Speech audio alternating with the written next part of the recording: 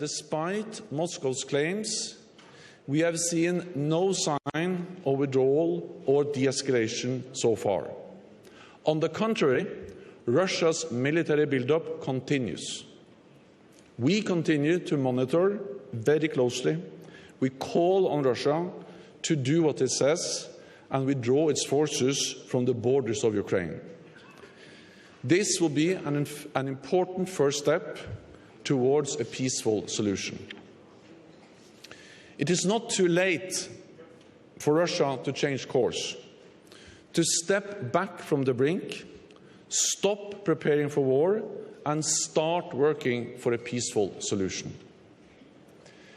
NATO remains ready to engage in a substantive dialogue with Moscow, to take meaningful reciprocal steps that can improve security for all countries in Europe and for Russia too.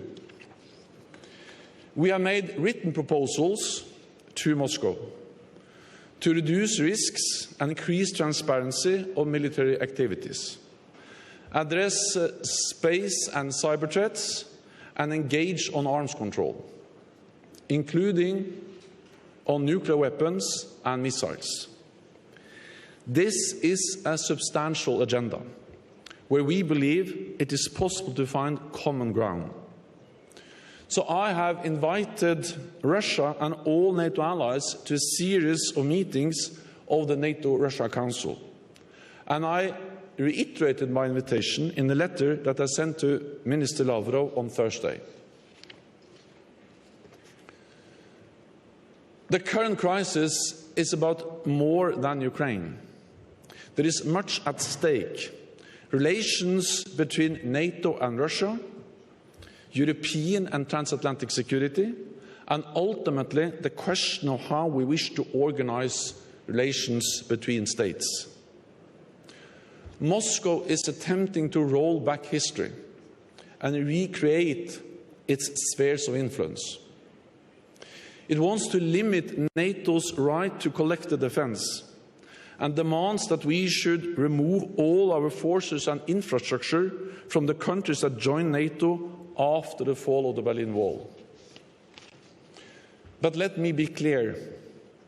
There is no first-class NATO members in the west of the alliance and second-class NATO members to the east.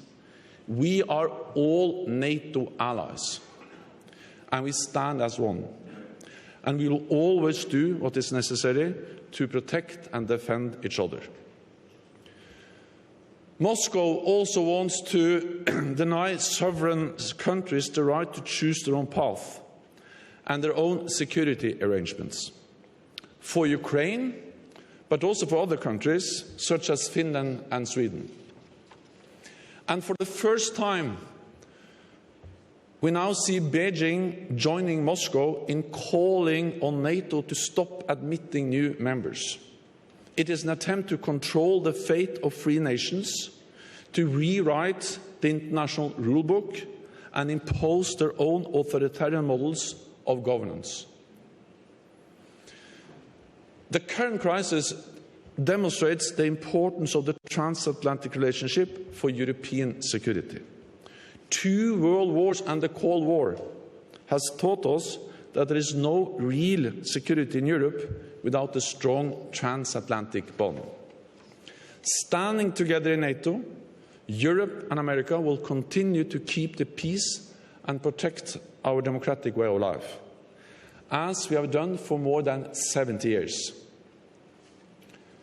NATO is a defensive alliance. We are not threatening Russia or anyone else. But we will take all necessary measures to protect and defend all allies. This is why, in response to Russia's pattern of aggressive actions, we have been strengthening our deterrence and defense across the alliance to avoid any miscalculation or misunderstanding about our ironclad commitment to defend each other. So if Kremlin's aim is to have less NATO on its borders, it will only get more NATO.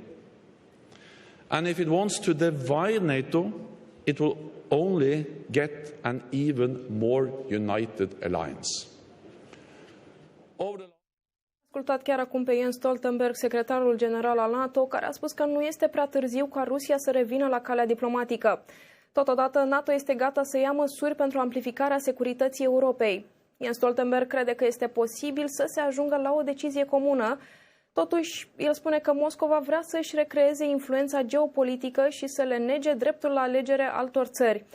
Totuși, peste 40% din forțele ruse relocate la frontierele Ucrainei sunt în prezent în poziție de atac și asta este o declarație care vine din partea unui responsabil al Pentagonului, care a menționat că faza de destabilizare a țării dusă de Rusia a început.